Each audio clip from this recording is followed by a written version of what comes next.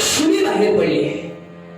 देहान croup विचित्र दिसणारी अलक्ष्मी, मुक्त केशी, अगदी दारिद्र्याप्रमाणे नेत्रासमोर भासणारी अलक्ष्मी दिसणाक्षणी भीतीनं भीतीग्रस्त झालं. कुणी देव या अलक्ष्मीचा स्वीकार करू नये अशी प्रत्येकाच्या मनानं प्रत्येकानं निर्धार केला. पण आमच्या मागोमाग महालक्ष्मी समुद्रा मंथनातून बाहेर आली. पण महालक्ष्मी बाहेर येताक्षणी ती कमळातून येणारी महालक्ष्मी, हिच्याजवळ प्रत्येक जण आनंदाने देव पाहू लागले. त्या लक्ष्मीचं स्वागत प्रत्येक देवदेवता करू लागले. महालक्ष्मीचा स्वीकार कोणी करावा प्रत्येकाच्या मनातील प्रश्न. पण महालक्ष्मीजवळ मात्र दुर्लक्ष केला गेला. महाविष्णूने ठरविलं या लक्ष्मीचा स्वीकार आपण करावा. पण त्याची लक्ष्मीच्या मुखातील शब्द, जोपर्यंत माझी ज्येष्ठ भगिनी अलक्ष्मीचा स्वीकार जोपर्यंत कोणी करत नाही तोपर्यंत मी कुणाशी विवाह करणार नाही. पुन्हा एकदा देव विचारी बनले. जर का महाविष्णू आणि महालक्ष्मी यांचा विवाह झाला पाहिजे असेल तर अलक्ष्मीचा विवाह होणं गरजेचं आहे. त्याच वेळी प्रत्येकाला समजावं लागेल. पण कोणी ऐकलं का? ही अलक्ष्मी कुरूप होय आणि या कुरूप अलक्ष्मी जवळ कुणी स्वतःची बायको या नात्यानं पाहू नये. माझा घोर अपमान. पण त्याच वेळी ब्रह्मदेवतेनं नव्हे तर साऱ्या देवतेनं उद्धारक महंत यांना विनंती केली, अलक्ष्मीशी आपण विवाह करावा, तिच्याशी संसार थाटावा, जेणेकरून या विश्वाचं राडगाडर सुरळीत चालण्यासाठी महाविष्णू आणि लक्ष्मी यांचं विवाह होणं गरजेचं आहे. त्याच वेळी देवतांच्या म्हणण्याला होकार देऊन महंत उद्धारक यांनी आमच्याशी लग्न केलं. संसाराला प्रारंभ झाला. उद्धारक महंत यांच्या पर्णकुटीजवळ आम्ही जाऊन राहून आलो पण नाही. तिथं आमचं मौन गेला. कारण नित्यशा होणारा सडासार पण यज्ञ याग करून भगवंताचं नामस्मरण ते भक्ती ते साऱ्या पर्णकुटी भोवती निर्माण होऊ लागलं. या नव चैतन्य तेजात या अलक्ष्मीचं ध्यान लागेला. ही अलक्ष्मी तिथं अस्थिर होऊ लागली. कारण ती स्थान आमचं केव्हाच नव्हतं. आणि त्याच वेळी मनाच्या ठिकाणी निर्धार केला, भक्ती ज्ञान वैराग्य ज्या ठाई असेल तिथं आमचं स्थान नाही. उद्धारक महंत यांच्या आश्रमाचा त्याग केला. स्वस्थान निर्माण करण्यासाठी आम्ही निघून गेलो. जिथं स्वच्छता वावरू लागली त्या ठिकाणी लक्ष्मी वावरू लागली.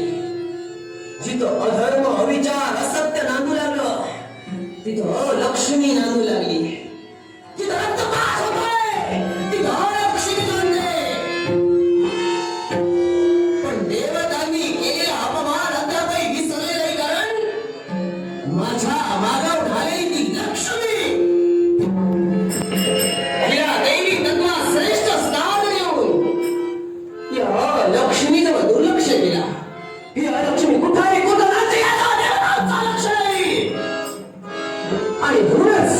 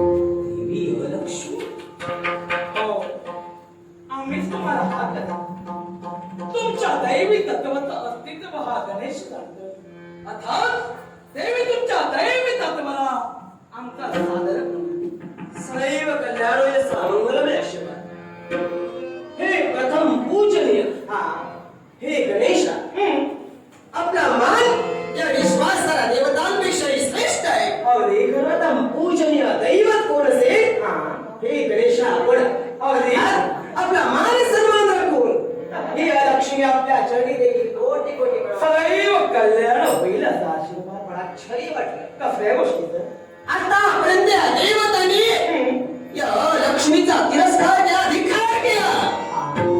या लक्ष्मी कुठे आहे, काय करते हे पाहण्यासाठी अद्याप एकही देवता नाही. पण विश्वाची प्रथम पूजनीय देवता आज या अलक्ष्मी पर्यंत हो का करण्यास यालाही कारण आहे. आज तुझी गरज मला आहे.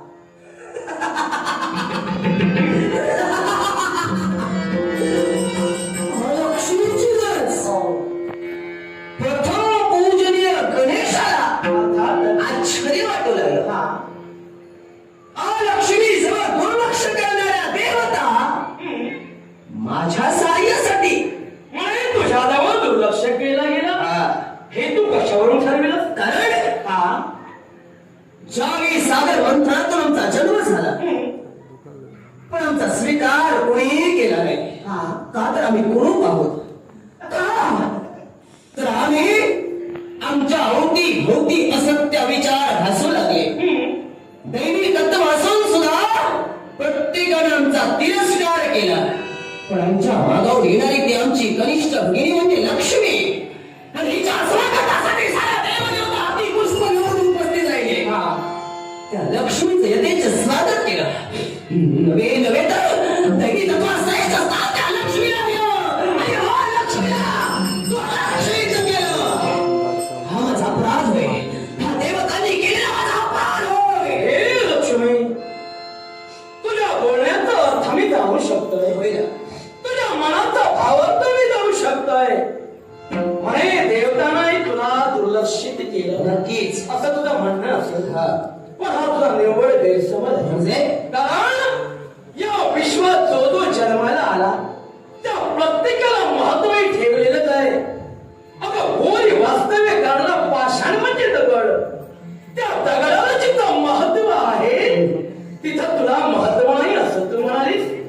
अगं हा तुला गैरसमज हो. मला सांग हा?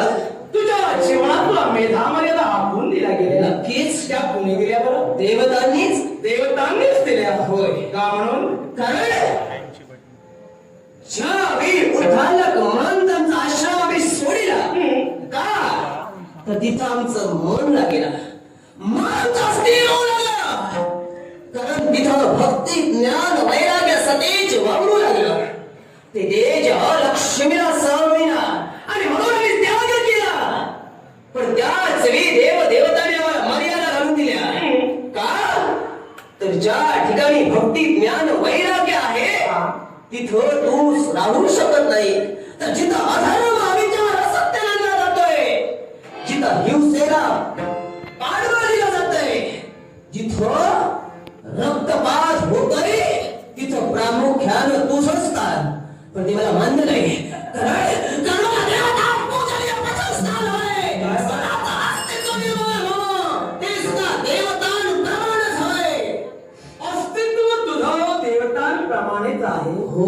पण लक्ष्मी अगं तुझ्या आचार विचारात तुला ते अस्तित्व कळलंच नाही असं मला तर वाटतं. कारण आहे. कारण तुम्हा देव देवतांची भक्ती प्रत्येक भक्त करतोय. पण या लक्ष्मीची भक्ती या विश्वात कोणी करत नाही. स्वतःच स्थान या विश्वात मी निर्माण करते. ती देवतांनी दिलेल्या अटीप्रमाणे करते. लक्ष्मी हा? तुझी म्हणे कोणी भक्ती करत नाही असं तू म्हणतेस. हा. पण मी तर म्हणतोय या विश्वाच्या ठाई तुझी भक्ती चालूच आहे. मला सांग तुला प्रिय काय ग? अधर्म, असत्य, अविचार, हिंसा, होय ना? रक्तपात. मग हे जे करताय तेच म्हणजे तुझी भक्ती हो. नकोय. कारण ती जिथं तुझी भक्ती तिथवरच तू जाते. ही तामसी भक्ती होय. ही तामसी भक्ती होय. पण तुम्हा देवतांची तामसी भक्ती नाही तर सात्विक भक्ती केली जाते. म्हणूनच म्हणालो सात्विक भक्तीनं तुमचं स्थान उच्चतम शिखरावर वाढलं जातंय. भक्तांच्या मनात ते अधिकच वाढलं जातंय. मला सांग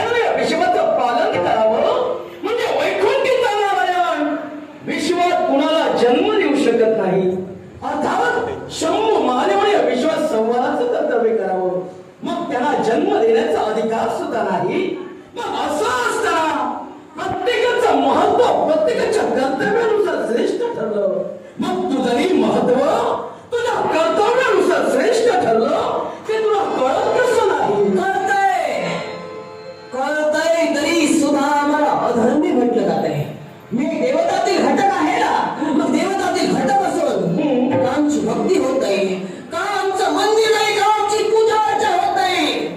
जिथं मनुष्य प्राणी अधर्माची कास धरत असताना सुद्धा म्हणतोय, हे अलक्ष्मी, अगं अगं तू दारिद्र्य आहेस, अगं तुझ्यावर आमच्या जनाने दारिद्र्याचा विश्व पसरलाय, तुझ्यावर आम्हाला हे भिकेचे डोहाळे सुचताय, अगं तुझ्यावर आम्ही अधर्माच्या मार्गाने जातोय, अगं तुझ्यावर ही लक्ष्मी आमच्या जीवनात स्थिर नाही.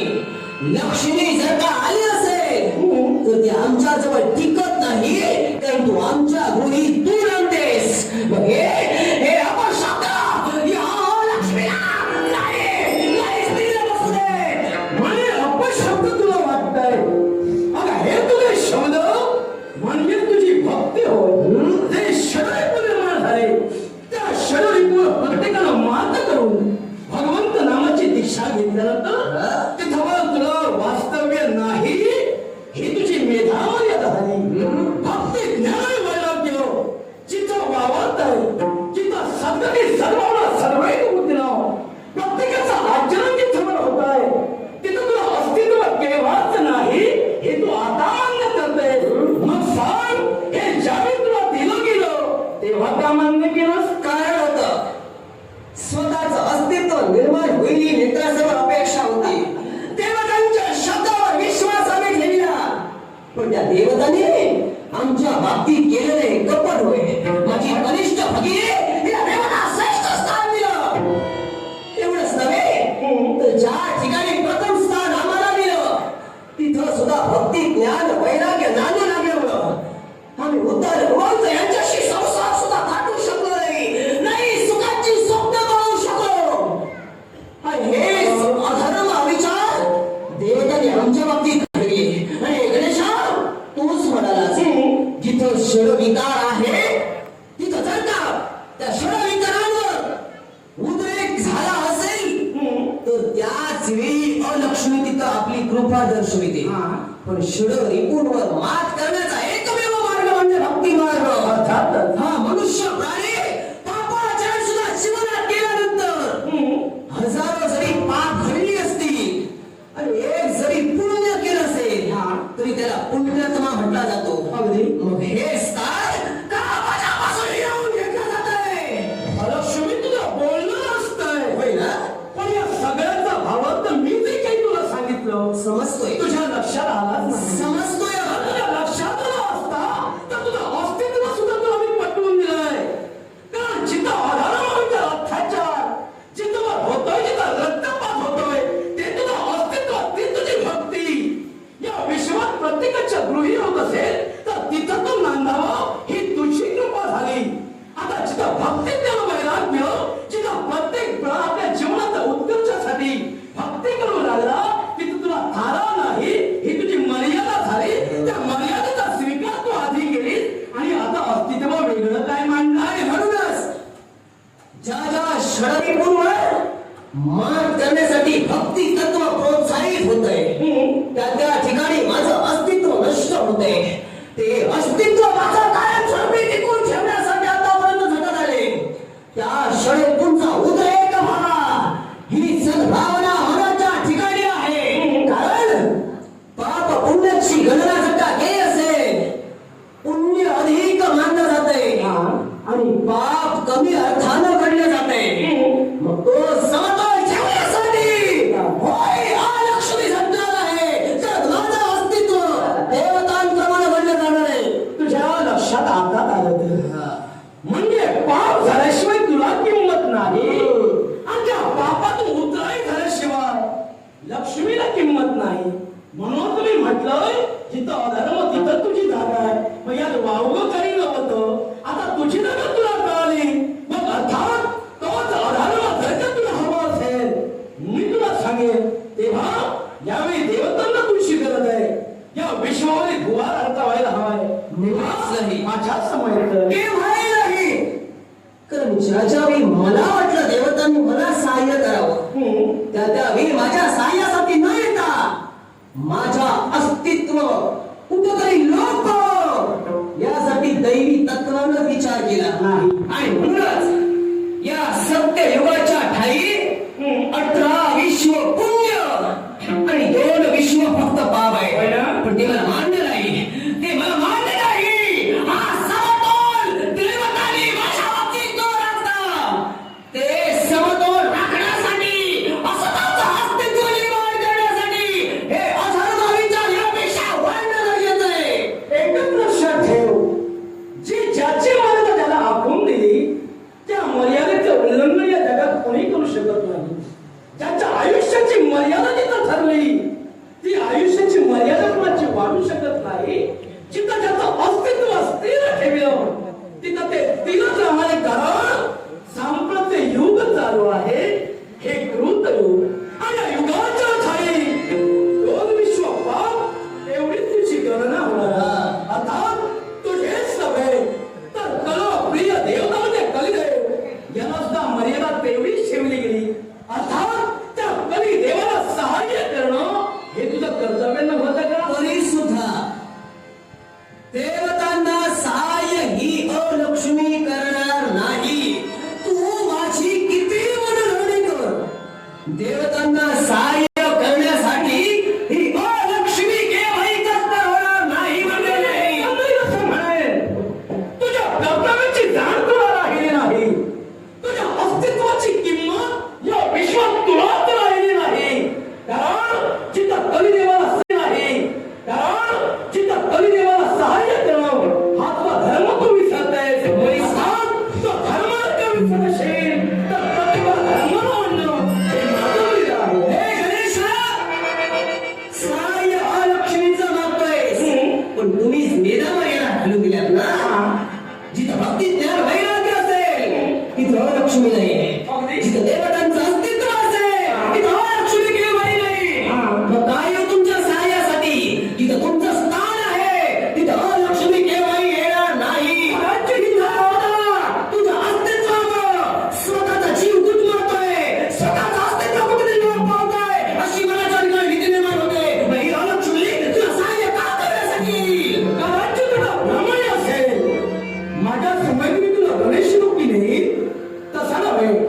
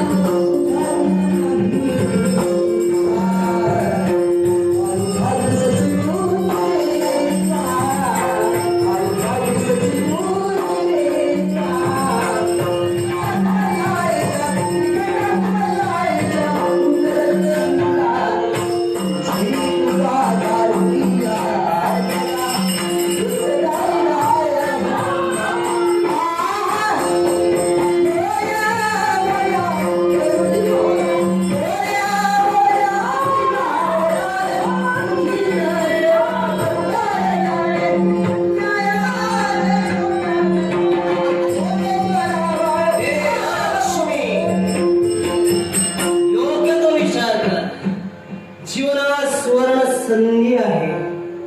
जे स्थान तुला हवंय ते स्थान मागण्याची हीच ती योग्य वेळ, हीच ती योग्य वेळ. हा थांबलीस. प्रतिकाराचं शस्त्र हाती घेतले. आपल्याला विरोध दर्शविला. पण संघर्ष थांबला याच्याला कारण आतापर्यंत ही अलक्ष्मी झटली स्वतःच्या अस्तित्वासाठी. हे दारिद्र्य, हे दुःख या विश्वानं आम्हाला गणलं. हे गणेशा, जर का वचनाच्या वाणीने आपण मला सांगत असाल काय ते माझी असेल ती इच्छा जर का पूर्ण होत असेल तरच ही अलक्ष्मी तुम्हा देवतांना सहाय्यभूत राहील. कोण शब्द मुखातून निघावे पण असा तरी इच्छा मी पूर्ण कराय असं तुला वचन द्यायला हवंय.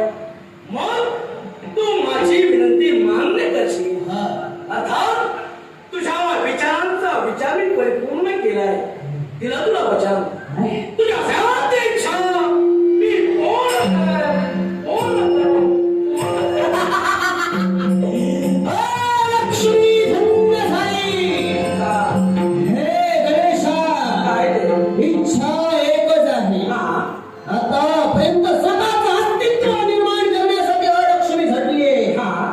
आणि अलक्ष्मीला स्थान हवंय. ते स्थान कुठं माहिती? कुठं? आज श्रेष्ठ असून देखील मला तुच्छ लेखलं गेलं. प्रतिमाची कनिष्ठ भगिनी म्हणजे लक्ष्मी आज माझ्यापेक्षा वर्चस्व ठरते. स्वतःचं अस्तित्व या भक्ती तत्वामध्ये निर्माण करते. त्या लक्ष्मीच्या स्थानी या लक्ष्मीला एक ना एक दिवस तरी विराजमान होण्याची इच्छा होती. आणि ती इच्छा हे गणेशा तू पूर्ण करावीस. दिलेल्या वचनानुसार एक ना एक दिवस, फक्त एक वेळ लक्ष्मीच्या जागी मी तुला बसवेल.